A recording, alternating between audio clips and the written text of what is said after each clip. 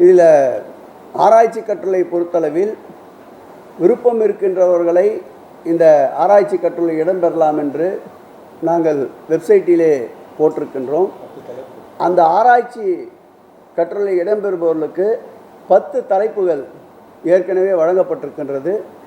ஆராய்ச்சி கட்டுரைகளை அந்த இடத்திலே எழுதி ஒப்புவிப்பதற்கும் அரங்கு ஏற்பாடு செய்யப்பட்டிருக்கின்றது. பழனியிலேயே ஒரு 2 சிறந்த அரங்குகள் ஏற்பாடு செய்யப்பட இருக்கின்றது.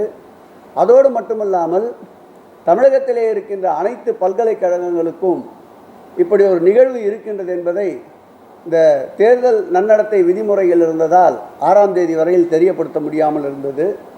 நம்முடைய செயலாளர் அவர்களும் மற்ற அதிகாரிகளும் இன்றைக்கு அது குறித்தும் ஆலோசித்து அனைத்து பல்கலைக்கழகங்களுக்கும் இப்படி ஒரு நிகழ்வு நடைபெற இருக்கின்றது.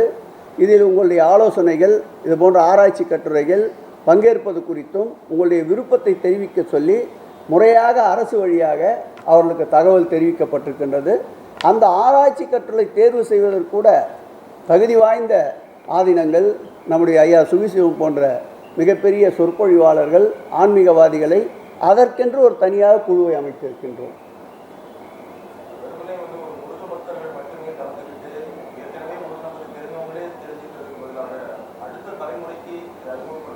கண்டிப்பாக உறுப்பினர் சொல்வது வரவேற்க தகுந்தது. கிட்டத்தட்ட பழனி ஆண்டவர் திருக்கோயிலேயே 6000 மாணவர்கள் மற்றும் கல்லூரியிலே பயிலுகின்ற அந்த மாணவ செல்வங்கள் இருக்கின்றார்கள். இது போன்ற அனைத்து கல்லூரிகளுக்கும், திண்டுக்கல் மாவட்டம் மட்டுமல்லாமல் மாநிலத்தில் உள்ள அனைத்து கல்லூரிகளுக்கும் அந்தந்த கல்லூரிய முதல்வர்களுக்கும் இது போன்ற ஒரு நிகழ்வு நடைபெறுகிறது என்று தெரிவிப்பதற்குண்டான ஒரு முடிவும் இந்த கூட்டத்தில் எடுக்கப்பட்டிருக்கின்றது. விருப்பமுடையவர்களும் முன்கூட்டியே அந்த விருப்பத்தை தெரிவித்து விட்டால் இந்த நிகழ்ச்சியின் சார்பிலேயே அவர்களை அழைத்து இந்த மாநாட்டில் பங்கேற்க வைத்து மீண்டும் திருப்பி உண்டாகுவதற்குண்டான ஒரு குழுவையும் இதில் ஏற்படுத்தி தந்திருக்கின்றோம். உறுப்பினர் நம்முடைய நிருபர் அவர்கள் கேட்டதும் இன்றைக்கு இந்த கூட்டத்திலே விவாதிக்கப்பட்டது. இல்லை, அந்த அரங்கத்தை பொறுத்தளவில் 2500 பேர் அமருகின்ற அளவுக்கு ஒரு பிரம்மாண்ட அரங்கத்தை அமைக்கி இருக்கின்றோம்.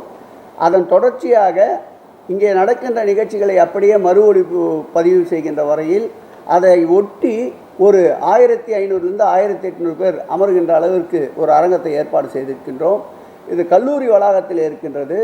வளாகத்தை சுற்றி அங்கங்கு LED திரைகள் ஒரு 15 இடத்தில் அமைப்பதற்குண்டான முடிவுகளை மேற்கொண்டிருக்கின்றோம். கழிப்பிட வசதி, குடிநீர் வசதி, வருகின்ற வாகனங்களுக்கு பார்க்கிங் செய்கின்ற வசதி முதல் கொண்டு ஏற்கனவே நானும் துறையின் செயலாளரும் சிறப்பு அதிகாரியும் நம்முடைய துறையுடைய ஆணையாளரும் நேரடியாக சென்று ஆய்வு செய்திருக்கின்றோம். இந்த தேர்தல் நன்னடத்தை விதி இது முடிவுற்றவுடன் இந்த முருகர் பக்தர் மாநாடு பணிகள் மேலும் வேகப்படுவதற்கு நோக்கத்தோடு தான் நேற்றைக்கு அது முடிந்தவுடன் அது தொடர்பாக இன்றைக்கு கூட்டத்தை நடத்தியிருக்கின்றோம். 2500 பேர் ஒரு இடத்தில் 1800 பேருக்கு மேல் தான் அமைத்திருக்கின்றோமே தவிர எவ்வளோ 1000 பேர் வந்தாலும் பெரிய கல்லூரி வளாகம், அதனால் அங்கங்கே LED திரைகள் அமைக்கப்பட்டு அந்த LED திரைகளுக்கு முன்பு இருக்கைகள் ஏற்படுத்தப்பட்டு எத்தனை 1000 பேர் வந்தாலும் அதை பார்வையிடலாம். வருகின்ற அத்தனை பேருக்கும் உணவளிப்பதற்கும் 3-4 இடத்தில் உணவுக் கூடங்களை ஏற்பாடு செய்திருக்கின்றோம். அமர்வுகள் நடத்தணும்னு சொல்ல அமர்வுகள் செஷன்ஸ் கூட்டம் அமர்வுகள் புலவர்களை வச்சு இந்த 2 கூட்டம் இல்லாமல் அமர்வுகள்லாம் நடத்துகிறோன்ற மாதிரி சொல்லிட்டு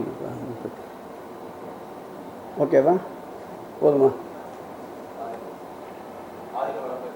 தாராளமாக பேசுவாங்க. நீங்கள் என்ன கேட்டிங்கன்னா சொல்லுவாங்க பதில். அவர் எந்த பால் போட்டாலும் 6 அடிச்சார் இன்றைக்கி அங்கே இதில். இதுக்கு வந்தார் சார், இந்த மெய்நிகர் அரங்கத்துக்கு எல்லா பாலும் போட்டாங்க. அவர் எல்லா பாலையும் 6 தான் திருப்பி விட்டார். சார் குன்றக்குடி சாமி, நீங்கள் பேசுங்க சாமி. குன்றக்குடி அவங்க என்ன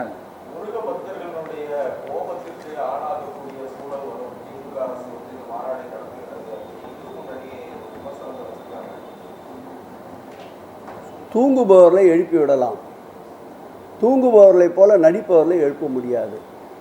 இந்த ஆட்சி செய்கின்ற இந்த ஆன்மீக பணிகளை இந்த 3 ஆண்டுகளில் எதை அவர்கள் புகழ்ந்திருக்கின்றார்கள்?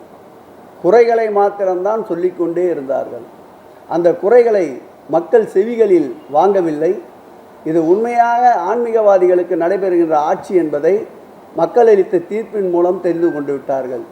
இனி வருங்காலத்திலாவது இதில் எங்களுக்கு அறிவுரையை கூறுங்கள், நாங்கள் ஏற்றுக்கொண்டு அதை செயல்படுத்த விரும்புகிறோம்.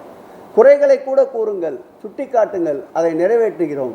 தயவுசெய்து குற்றம் காணாதீர்கள் என்று இப்படிப்பட்டவர்களுக்கு சொல்லிக்கொள்ள கடமைப்பட்டிருக்கின்றோம். இது உலக அளவிலே முருக பக்தர்கள் கலந்து கொள்ளுகின்ற மாநாடு. ஆகவே அதை சிறப்புற எங்களுக்கு உற்சாகம் ஊக்கம் அளிக்கின்ற வகையில் அவருடைய வாழ்த்துகளும் பாராட்டுகளையும் தெரிவியுங்கள் என்று அன்போடு உங்கள் வாயிலாக கேட்டுக்கொள்கிறோம். பாதகம் செய்பவரை கண்டால் நாம் பயங்கொள்ளலாகாது பாப்பா, மோதி மிதித்து விடு பாப்பா, அவர் முகத்தில் உமிழ்ந்து விடு பாப்பா. அண்மை செய்திகளை உடனுக்குடன் தெரிந்து கொள்ள இணைந்திருங்கள் இயம்நாடு தொலைக்காட்சியுடன்.